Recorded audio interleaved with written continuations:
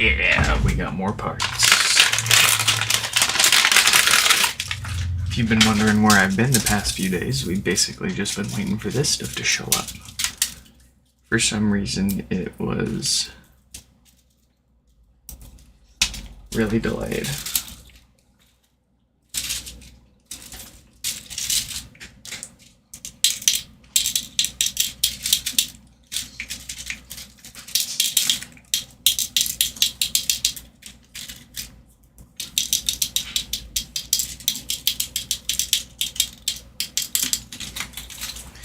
There we go.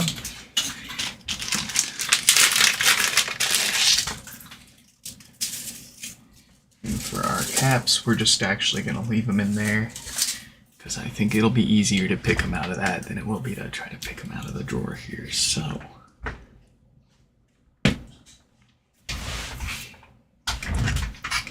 who's up first? Is that Chaz or Ciaz? Don't ask me how to pronounce names.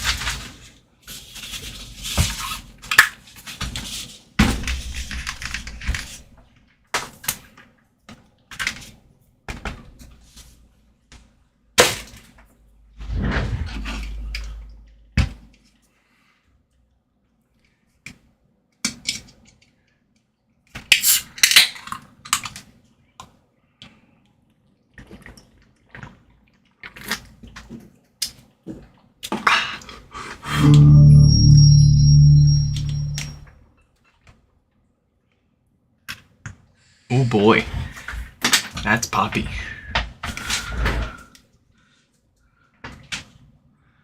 Alright, this is annoying.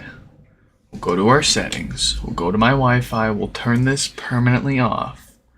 We'll permanently turn the Bluetooth off, and in a week we'll come back, it'll turn itself on, and this will happen again, but that's okay. That's okay. If Apple says it's best if your wireless radios stay on when we deem so, then that's what's best for us. Let's dig in.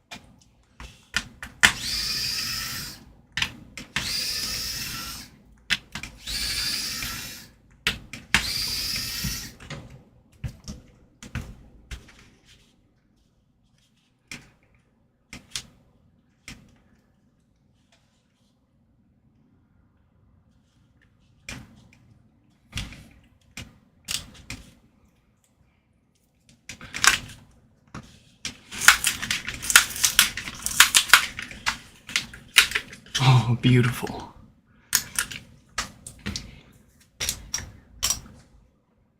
I don't know if you're watching with this But you mentioned that you were a little worried about how you packed this HomePod before sending it to us. Frankly, you did an excellent job.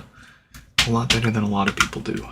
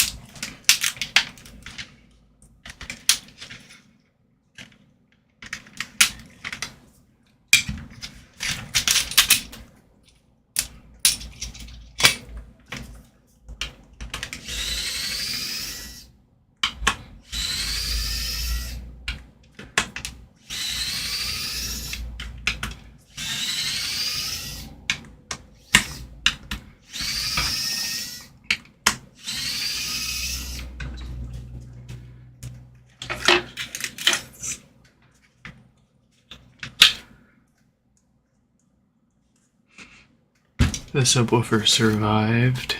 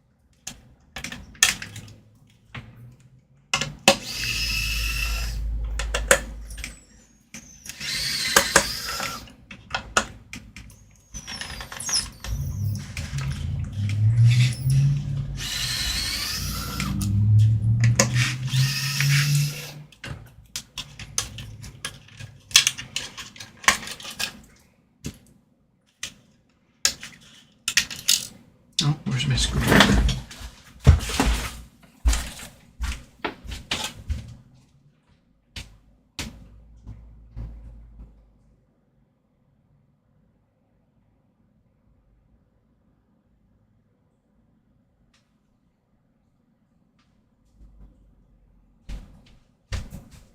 I got my screwdriver.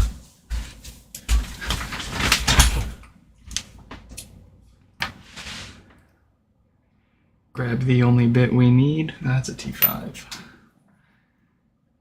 T6, there we go.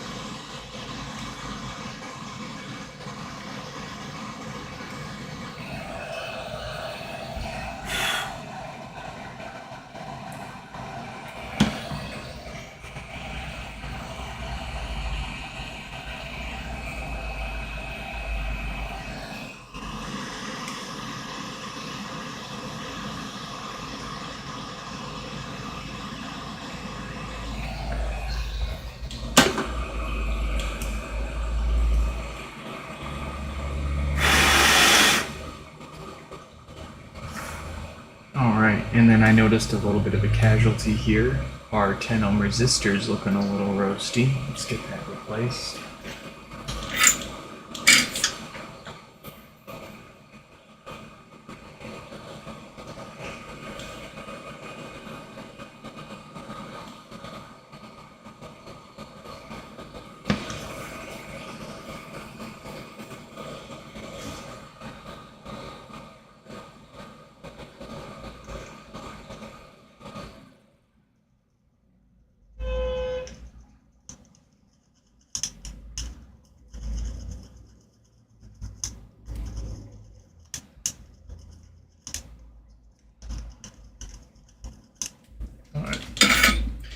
That's not gonna come off the easy way, so let's do that.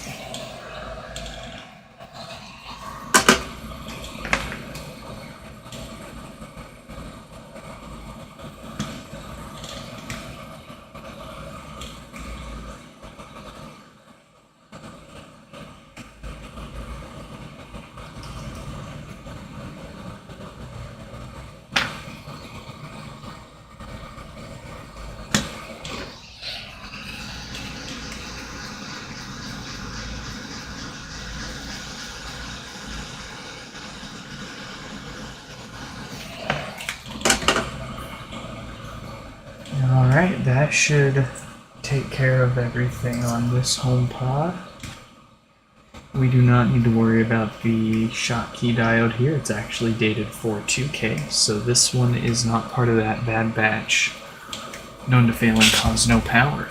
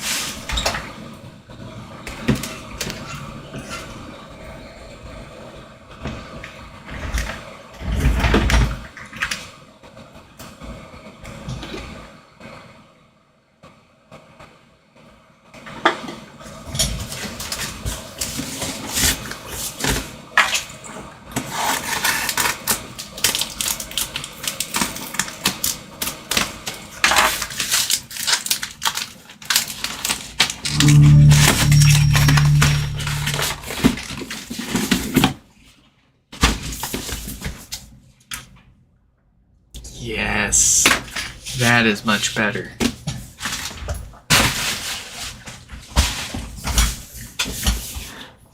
With that, we move on to Claire.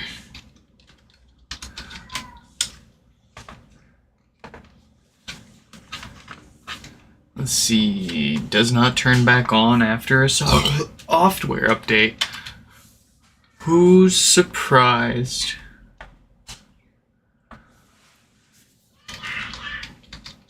I bet you if she called Apple support, they would tell them that it was an out-of-warranty software issue, and they would be more than happy to charge them money, good money, to have this replaced.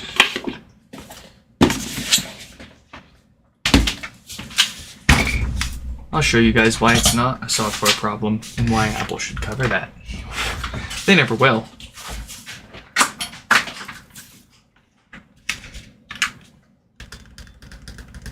Alright, so first obvious sign this isn't a software issue. It's not turning on, it's not doing anything. We've got 4 watts of power draw at the wall. So let's crack this open and do a little bit of work. We'll replace that Schottky diode on the amplifier board. That's the part that tends to go bad within certain date codes. That's the part that goes bad and causes no power. Most often, it goes bad under heavy load, which happens to be when you are running software updates and the logic board is performing all of those reads and writes on the flash memory. So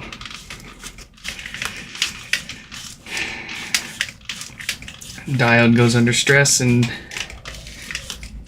pops during that software update, and then you've got a no power hardware issue from what appeared to be a software issue. Isn't that interesting? And what's even more interesting is I've had like dozens of people email me over the years for their HomePod repairs, and they mention before they reached out to me, they of course contacted Apple to see what they could do or what they would do about it. And their customer support routinely tells them that this is a software issue, an out of warranty software issue, when we know for a fact it is a hardware issue caused by a known bad batch of these diodes being used.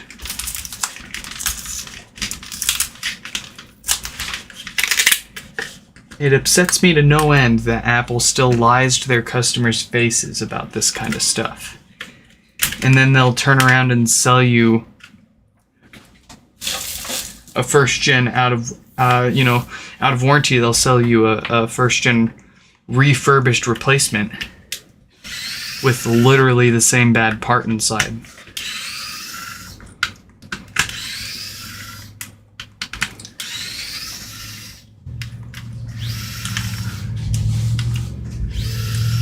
Oh boy. We'll switch to a slightly different subject. How about that? I was browsing eBay, desperately trying to find broken HomePods so we can get some more parts. And I was very unlucky. I can't find anything still. Everybody wants either too much or it's too broken to the point where it doesn't have the parts that we need. So, we're still looking. But I noticed on eBay there was somebody else. Looks like they're in the US, but they have an eBay listing for HomePod repair. And they charge about the same that we do. And I thought that was interesting. I was like, huh. I finally got a little bit of competition. Sucks for them that they're charging just as much as we are, and they'll end up making less because of the eBay fees, you know?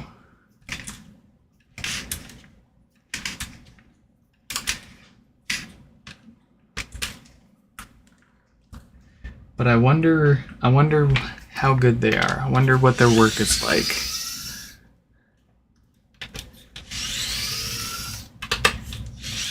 I wonder if they're thorough. I wonder if they've got the experience to see and to have seen, and know what to look for. I'm sure most of their repairs will go just fine, but I'm looking back at my figuring out pains when we started doing this a few years ago. And I do not envy their position.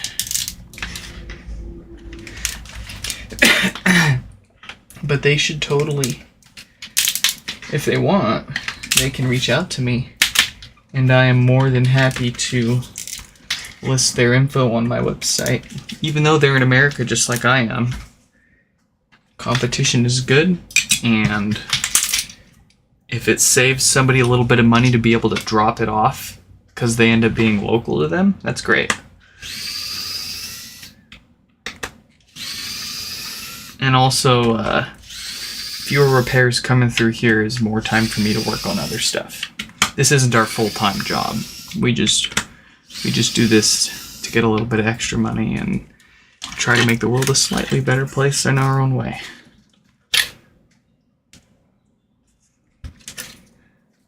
If this is, well, this there's no way right now, this does not make enough money to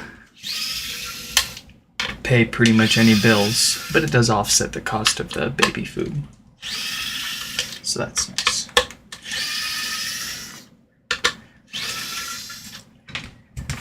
The guy with the eBay listing for the HomePod repairs, I wonder if electronics repair is their full-time job or if that's just a hobby thing that they're picking up on too.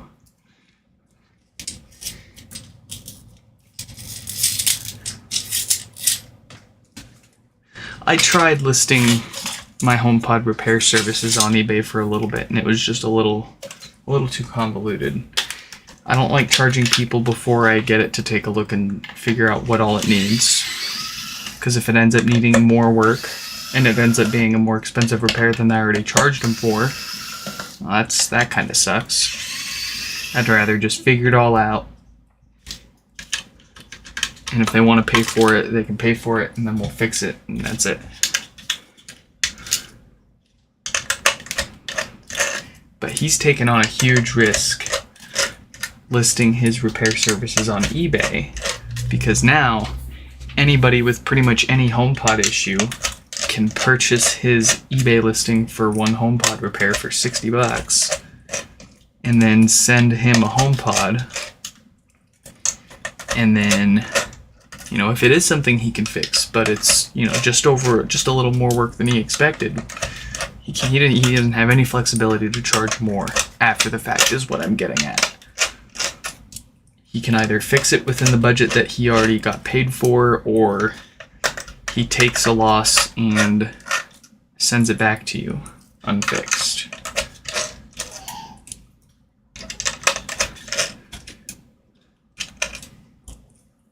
And as long as we've been around and as many of these as we've done, people still are a little uneasy to immediately trust some stranger on the internet to take their $300 smart speaker and actually fix it and not take it and run with their money.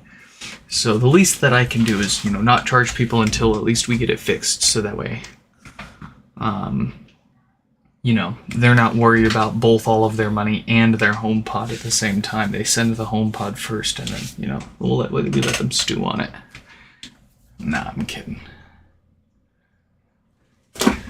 Alright, so let's go ahead and do a little bit of maintenance first. This needs some new filters. Prevent those death farts.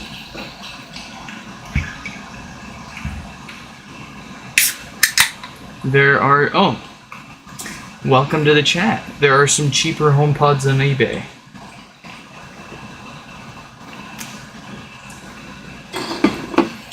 Yeah. The thing is I only charge $100 to repair a bricked HomePod, which requires a replacement logic board. And in order to get that replacement logic board, I have to buy a HomePod, usually broken,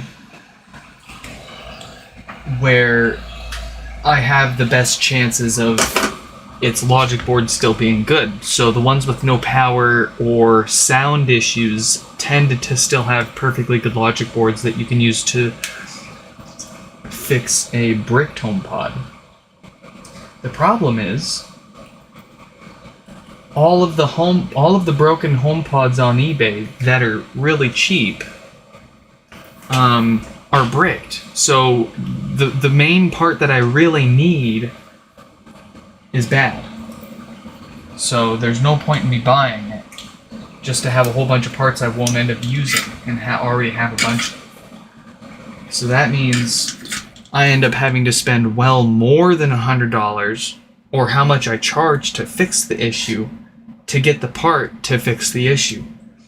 So we're in quite a crappy position right now because I am all out of logic boards, and I still have HomePods showing up from, the past few months of, people, asking me for repairs and waiting until the last minute to send it in. So no, not their fault at all.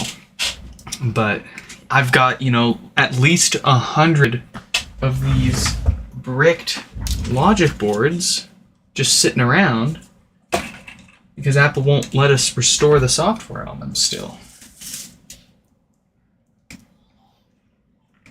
And it's gotten to the point where I've actually started tearing apart my own personal HomePods for those logic boards because people have been waiting so long to get their bricked HomePod that they sent in fixed, and it's just I don't need as many HomePods as I have, sure, but I also shouldn't have to replace a piece of hardware because of a software issue.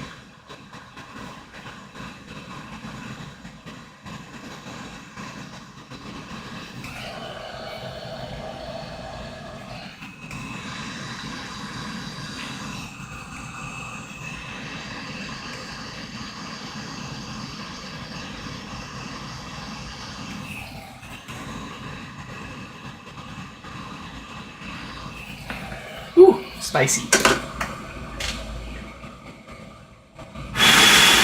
Of course we did the thing.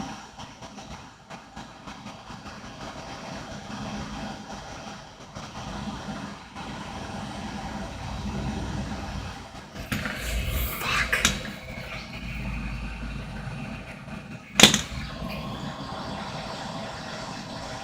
These capacitors suck. I'm never buying them again. They keep sucking up to each other. Makes it impossible to work on. Alright, let's get the actual problem fixed here.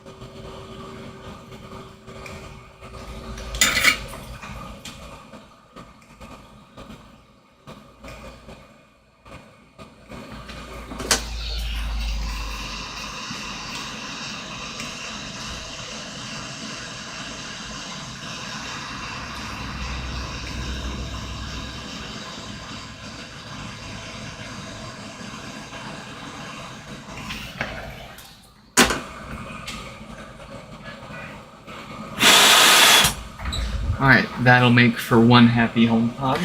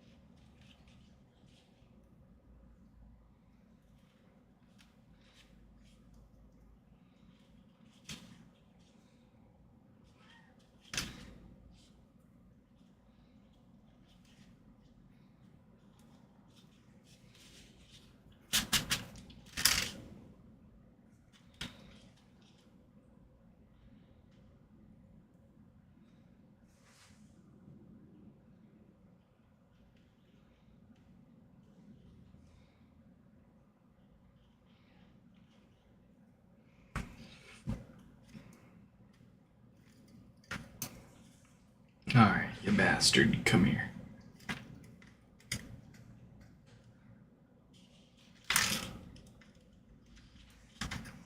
Oh, and then this one's going to do this too.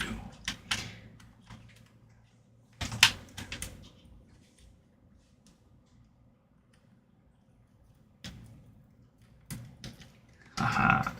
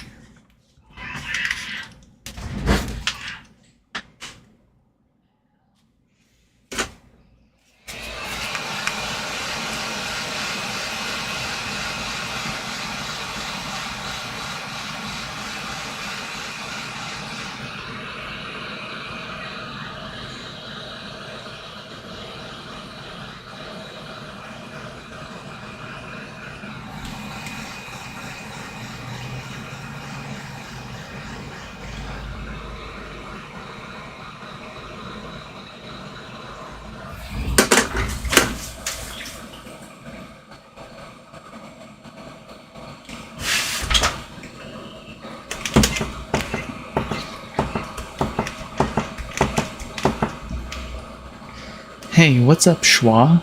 I don't know why, but for some reason, all of your messages just came through, and unfortunately, we're just about done for this stream. We're about to leave. Let's see what we got here. Beautiful. Let's see what we got in the chat. Thank you for your posts about Mr. Brick. My HomePod has been bricked with the volume lights since 14.1. No matter how many times I'd power cycled, I had the issue intermittently before, seemingly more persistent. So much power cycling, I figured there was no harm in just leaving it plugged in flashing. You've left it plugged in flashing for nearly a year, if not more. Oh my god. I just happened to be sitting at my desk recently and was surprised to see the pop-up prompt on my phone. It's been playing good for weeks since then. Oh man. I guess I'll have to set that back up and keep the Deepic stream going again, huh? I'm having trouble connecting to the internet. I'm having trouble. Thank you for your comments. That's, I'm